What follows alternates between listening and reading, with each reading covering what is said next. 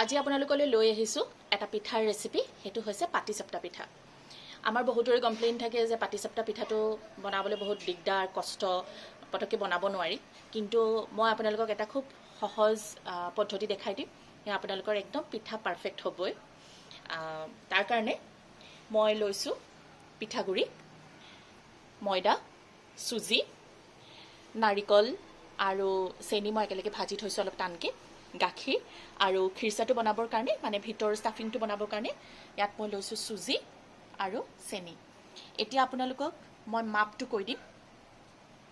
পিঠাগুড়িৰ কাৰণে মই এনেকুৱা এটা কাপ লৈছোঁ, সৰু চাইজৰ। আপোনালোকে যিকোনো এটা কাপ ল'ব পাৰে। এনেকুৱা এটা কাপ লৈ লৈছোঁ। এইটোৰ ভৰ্তিকৈ মই পিঠাগুড়ি লৈছোঁ।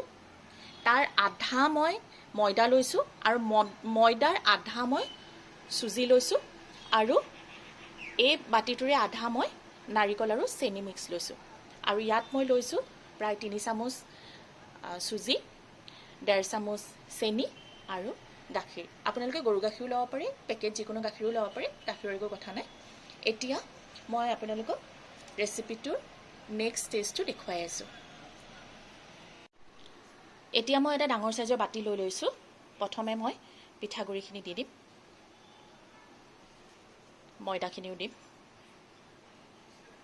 আৰু চুজিখিনিও দি দিম। ইয়াত কোনো ধৰণৰ বেকিং চেকিং এইবোৰৰ দৰকাৰ নাই। চেনিও নিদিওঁ মই ইয়াত। এইখিনি মই ভালকৈ মিক্স কৰি ল'ম। আৰু ইয়াত অকণমান মই দিম নিমখ, একদম 1 পিঞ্চ। এয়া চাওক, ইমানকণ।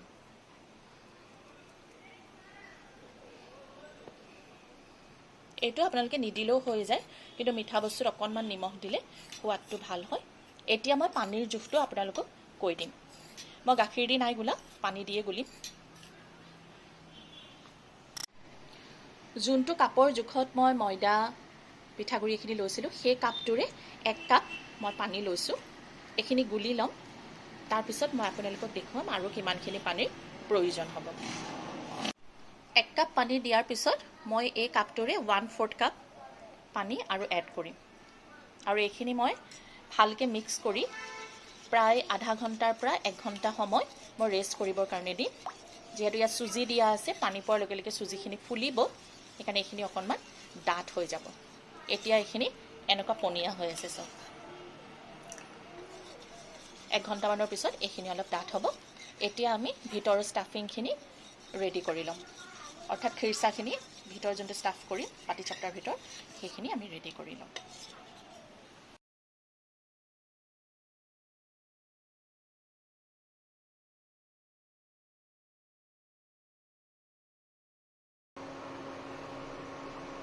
এতিয়া মই চচপেনত গাখীৰ গৰম কৰি লৈছোঁ। এই গাখীৰখিনিতে মই এই চুজি আৰু চেনিখিনি দি দিম। এইখিনি ভালকৈ মিক্স কৰি ল'ম।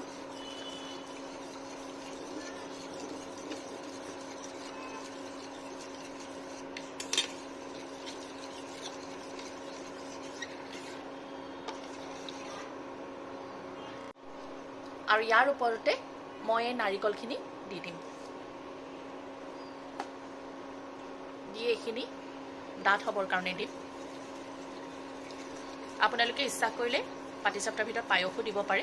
সেইটো ৰেচিপিও মই আপোনালোকক দেখুৱাই দিম বিহুৰ সময়ত। এইখিনি এতিয়া ডাঠ হ'বৰ কাৰণে দিম।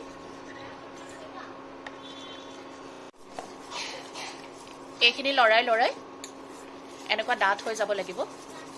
ইয়াতকৈও ডাঠ হ'ব লাগিব।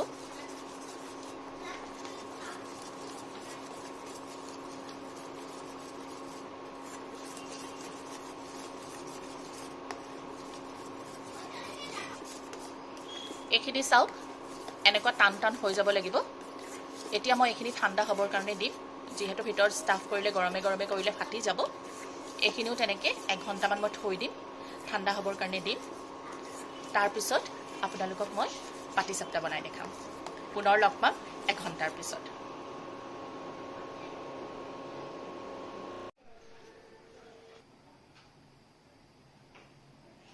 প্ৰায় 1 ঘণ্টাৰ পিছত এই ঢাকনি উঠাই চাম। এয়া চাওক, এইখিনি পিঠাখিনি কি ধুনীয়াকৈ ফুলি গ'ল। ইয়াত যিহেতু চুজি ময়দা পিঠাগুড়ি এইবিলাক মিক্স কৰা হৈছিলে এইখিনি চাওক কিমান ধুনীয়াকৈ এইখিনি হৈ গ'ল এয়া এইখিনি মই পুনৰ একবাৰ ভালকৈ মিক্স কৰি ল'ম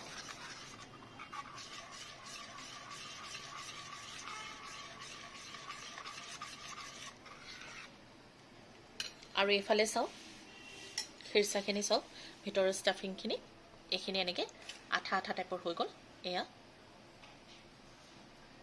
এতিয়া বলক আমি পাটিচাপ্টা বনাম গেছত এটা মই কেৰাহী বহাই লৈছোঁ নন ষ্টিকৰ আপোনালোকে হয় নন ষ্টিকৰ কেৰাহী বহাব নহয় লোহাৰ কেৰাহী এলুমিনিয়ামৰ কেৰাহীবোৰ নল'ব তাত ভাল নহয় ইয়াত মই এতিয়া সামান্য ৰিফাইন অইল দিম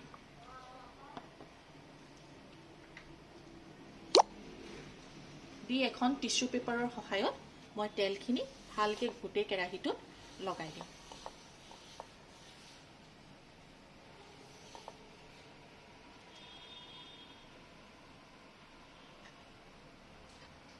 এতিয়া মই এনেকুৱা এখন হেতা লৈ লৈছোঁ গোল হেতা প্ৰতিবাৰ দিওঁতে আপোনালোকে মিক্স কৰি ল'ব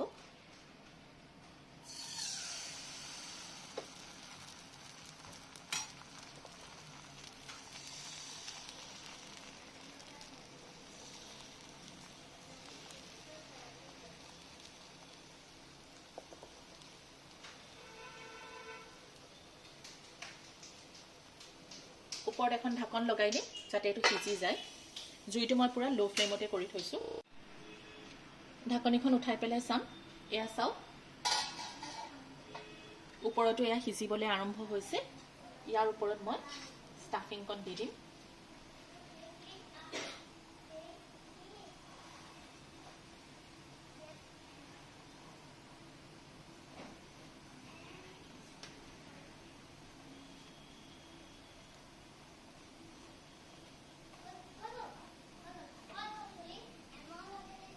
এতিয়া আমি ফোল্ড কৰিম এইটো আপোনালোকৰ ওপৰত কথা আপোনালোকে কিমানখিনি দিয়ে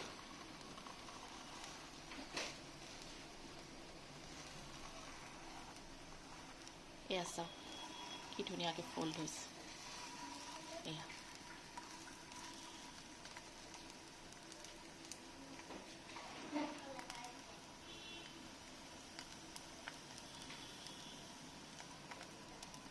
এয়া এটা পাটিচাপ্টা পিঠা ৰেডি হৈ গ'ল কিমান সহজ দেখিছে একেবাৰে সহজ বনাবলৈ মই আপোনালোকৰ সুবিধাৰ কাৰণে আৰু এটা বনাই দেখাইছোঁ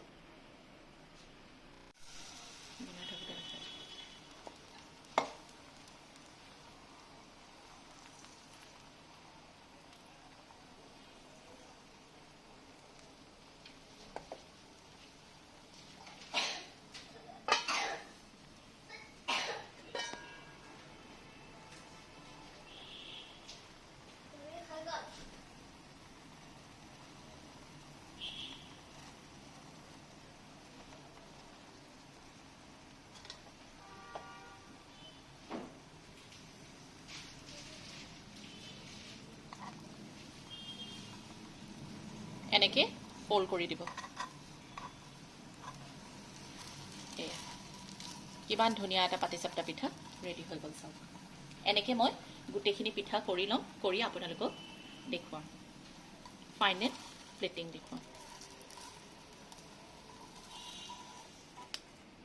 এয়া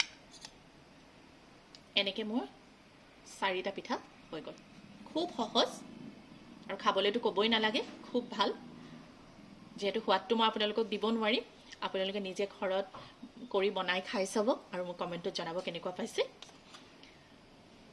তাও কিমান ধুনীয়া হৈছে ইমান ধুনীয়া জালি জালি হৈছে আপোনালোকে যদি জোখটো ঠিকমতে লয় তেতিয়াহ'লে এনেকুৱা পিঠাই হ'ব আৰু চাউলৰ ক্ষেত্ৰত কোনো এনেকুৱা কথা নাই আপোনালোকে যিকোনো ভাত খোৱা চাউল ল'লেই হ'ল যে জহা চাউলেই ল'ব লাগিব বা অন্য কিবা চাউল ল'ব লাগিব এনেকুৱা কথা নাই যিকোনো ভাত খোৱা চাউল দিয়ে হৈ যায় আৰু এনেকৈ আপোনালোকে বনাই খাই চাব নিজৰ পৰিয়ালৰ কাৰণে ঘৰত কোনোবা আলহী আহিলেও বনাই দিব পাৰিব এনেকুৱা নতুন নতুন ৰেচিপি লৈ পুনৰ আপোনালোকৰ ওচৰলৈ আহিম মোৰ চেনেলটো কেনেকৈ মৰম দি থাকিব ভিডিঅ'বোৰ চাই কমেণ্টত জনাব কেনেকুৱা পাইছে আপোনালোকে আজিলৈ আহিছোঁ ধন্যবাদ